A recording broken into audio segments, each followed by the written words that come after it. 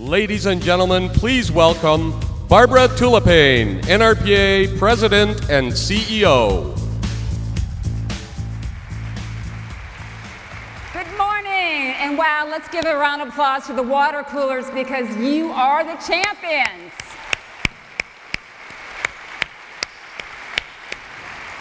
So, is this great? Yesterday I came in here and there's 3,000 chairs in this auditorium, and I said, oh no, we're not gonna have 3,000 people show up, we're in Vegas, right? They're gonna be sleeping in. And you can see we have standing room only. So my hat is off to you because no matter where you are, your dedication is just so impressive. We are so excited to celebrate our 50th anniversary. And you know, NRPA has been so fortunate because we've had very passionate leaders in the past. We've had our first president, Lawrence Rockefeller, to others such as Robert Crawford and Dean Tice, to more recent visionaries like Lois Finkelman and Jana Rankin. But above all, it's you, our valued members who keep us going. It's our partners, it's our suppliers. Because without them, we would not have the association, we would not have the field that we represent, we would not be changing communities. We are very cognizant of that, and we thank you for all the work that you do. One of the things I'd like to do, and please help me out here, I'd like everyone to stand up. Okay, so we really grappled with how do we acknowledge our longtime members, and we looked through the records, and some of the records were incomplete, et cetera. So we're gonna do a non-scientific approach, but I hope you will help me out here. So if you have been a member for 10 years or less, please sit down. 10 years or less. We love you, but you gotta sit down. Okay, how about 20 years or less? If you've been a member for 20 years or less, please sit down. The rest of you keep standing. 20 years or less, you can sit down. Okay, 30 years or less. Love you again, but you gotta sit down. Look around the room, okay? If you have been a member for 40 years or less, please take a seat.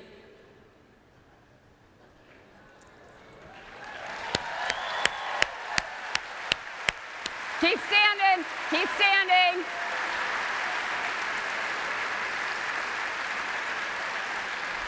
If you have been a member for 49 years or less, please sit down. Tony Mobley, woo!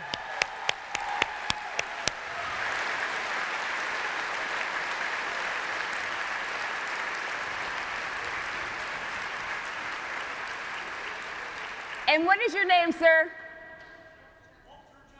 Walter Johnson, Tony Mobley.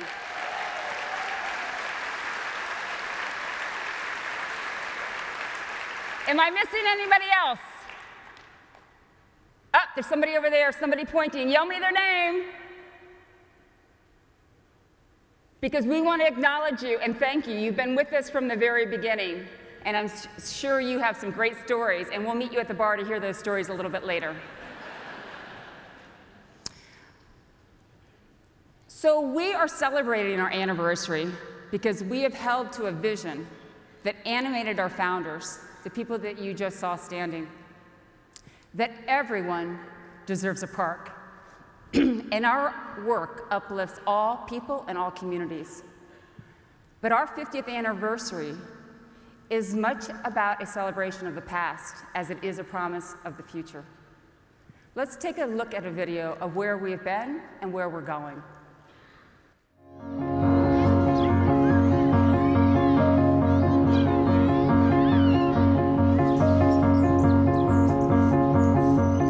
NRPA came together in 1965. The association was really founded on the principle that there needed to be a place where everybody could play.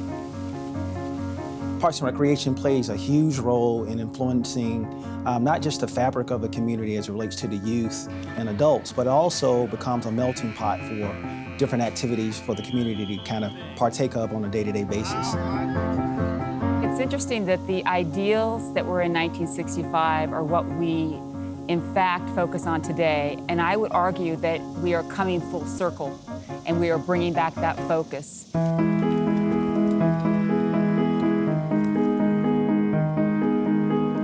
I know growing up, I love going to my neighborhood park, especially for those of us who didn't grow up with a lot of money and you couldn't afford a lot of the specialty activities.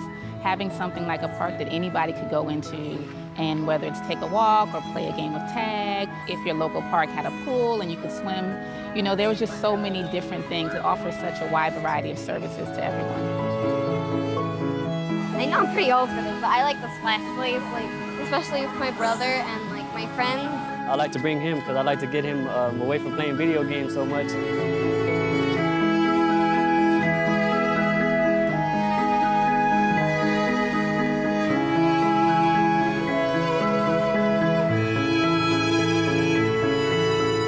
We're not just providing playgrounds or places to play or a swimming lesson or a class.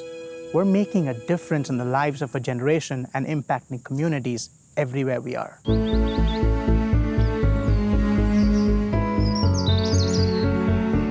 So our pillars were really the main focus that started this foundation. These three pillars, health and wellness, conservation, and social equity, are a constant reminder to agencies to look at a balance in what they offer.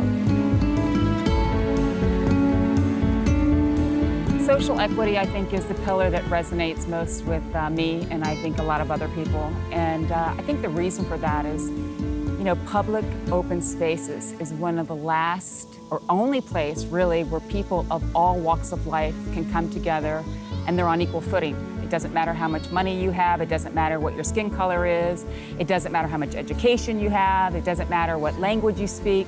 It's a level playing field, and there's something very powerful about that. We look at an increasingly diverse and growing country. Our demographics are changing. As agencies focus on social equity, it's this diversity that's going to make us richer as a profession and impact even more lives as we go forward.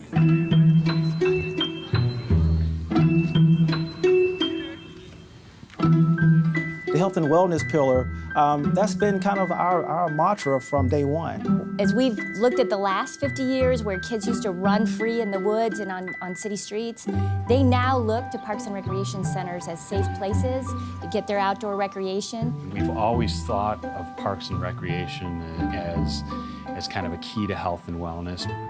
Getting people active and outdoors, I think that's our responsibility, and it's a very exciting one. It's hard to walk by somebody in a park and not say hello. That socialization is so important. Having parks increases the quality of my life by a great measure.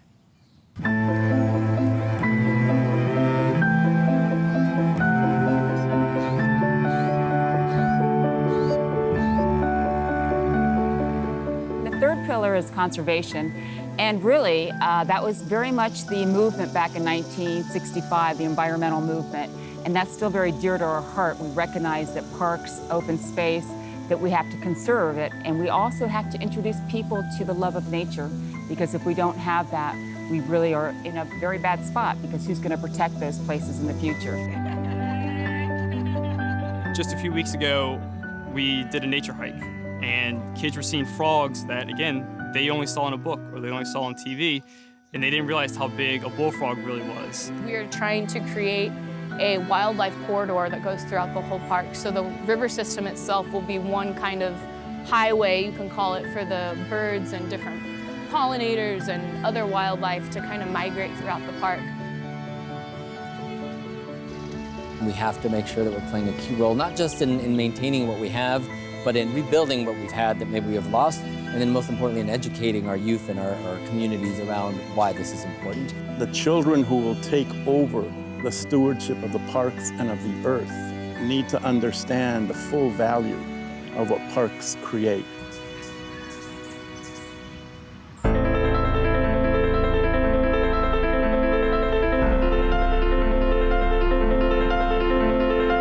We are celebrating our 50th anniversary or birthday, and that's great. And there's been so many changes that have happened as a result of this 50 years.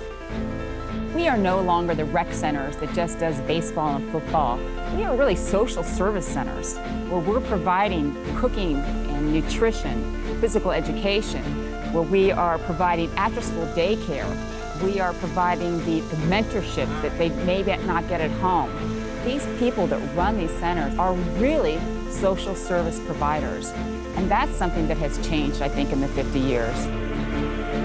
My concern is not all parks are created equal. And unfortunately, there's not a lot of park equity in the United States. So one of the things that NRPA looks at is how do we bring those services or those assets to underserved communities?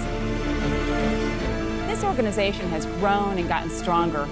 So while we wanted to honor the past, which we certainly do, we also wanted to make sure that the anniversary really focused on the future and where we're going. We need to have the courage to try new thinking, to try new ways of doing things, and not see it as we're abandoning the old ways, but see it as we are innovators in our own right. And that's what's going to bring us the next 50 years of success.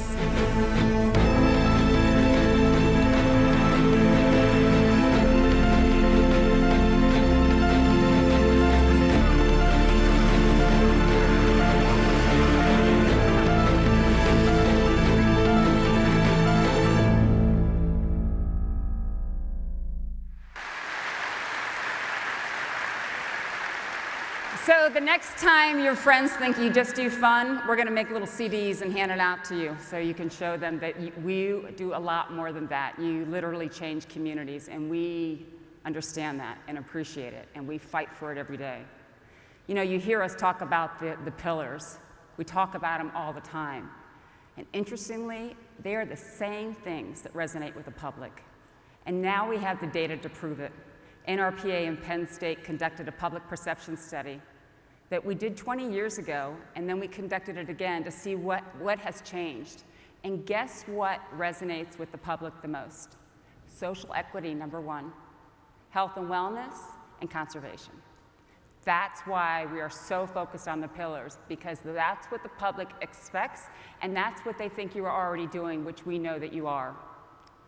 So yes, we remain committed to a future where we are recognized as a solution provider that promotes social justice, helps people stay healthy, and creates sustainable communities.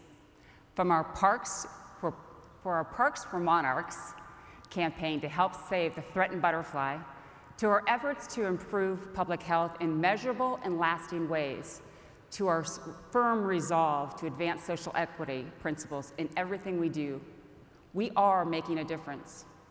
For example, just NRPA programs, not the programs that you do, just the grants that NRPA put out there, resulted this year in providing more than 1 million people access to healthy food and nearly 500,000 people access to physical activity. And those are new people. Do you know why funders come to NRPA? Because they recognize the power when we collectively stand together and focus on an issue, and we change each community, we change the nation. That's huge. And that's what we can do. We change communities. And that's so important in today. Do you know that 40% of us do not know our next door neighbor? That's how isolated we are. We go to work, we come home, we run into our house, and we don't know the names of our next door neighbor. We may wave to them, but we really don't know them. But not to worry. There's a new website now, and it's called Nextdoor. So if you want to get to know your neighbor, you log on to this website, and then you can talk via electronically, never have to go out and meet them. Okay. But what we do is we build that community. We build those connections. And that's why we started our Parks Build Community Project. This year is our 6th park build, and it's located just a few miles from this strip where money just seems to flow. It's called the Joanie Park. And I gotta tell you, in all the time I've been at NRPA, I have never seen a park that was so barren, with missing equipment, torn shade structures, gang symbols. And you know what? That makes me mad.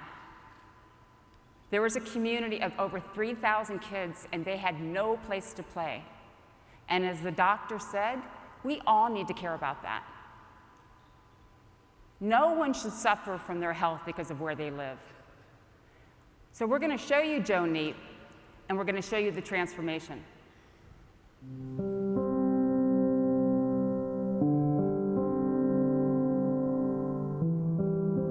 Our Parksville Community Project really started 6 years ago in DC, Washington, DC, and it was the Marvin Gaye Park. We happened to be at that park, and it was dismal. It was scary. So we looked at that and said, you know, this is not okay. This was surrounded by apartment complexes with lots of kids who had no place to play. And so our Parksville community was our first attempt to tell our story that every kid deserves a nice place and a safe place to play. It really showed that a park does build community. It gets people together and they're protective of that, and that's how community is built. You know, parks are public spaces, and every community, every neighborhood deserves a park and deserves a high-quality park.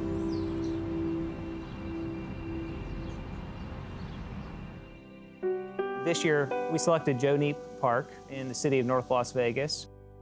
It's a very diverse community. There's a lot of strength, but definitely one thing that they do need are resources and open spaces, safe places. It was around a lot of housing, but it was a pretty dismal park. There was really nothing for the kids to do. For her age, it's just a slide that she can go down. There's nothing really safer for her. Roughly 4,000 kids are within walking distance of Joe Neep Park. So when we dedicate the park on the 17th of September, we will be opening up to the community with a new splash pad, a new picnic area, a new soccer field, new playgrounds, new fitness equipment, really a brand new park in this community. We felt that putting outdoor fitness equipment in that particular spot will enhance the community's ability to have a better life, promote their wellness, to exercise more, and maybe spend more time in the parks. Parks are vital because they help to transform communities. Mothers meet mothers, fathers meet fathers, families meet families, and parks are so critical to bringing us together. And that's why we're here, excited to be a part of this project. Parks really serve as the lifeblood of a community. It's the place where so many kids experience their first success, maybe their first setbacks and their first failures. And so whether it's on the basketball court or on a climbing structure, parks are a great place for kids to learn and be physically active. This is like one of the parks that you really wouldn't notice. You would just drive right past. I'm happy to hear that, that this little park has garnered attention. And when you come back in a couple of years, they'll see just how much the park actually means to the community.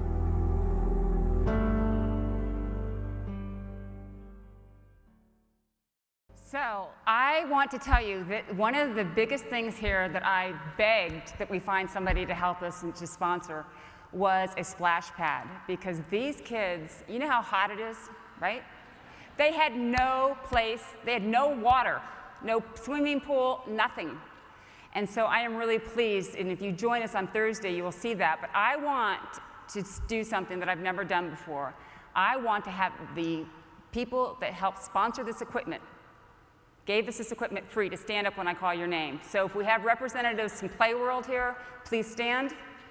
If we have the public restroom company, please stand. If we have Flex Ground, please stand. Musco, please stand. Greenfields Outdoor Fitness, please stand. Shade Net, Whitewater West, National Basketball Association, iZone Imaging, Burke Playgrounds, USA Shade, Miramachi Green. You guys rock. Thank you. Thank you.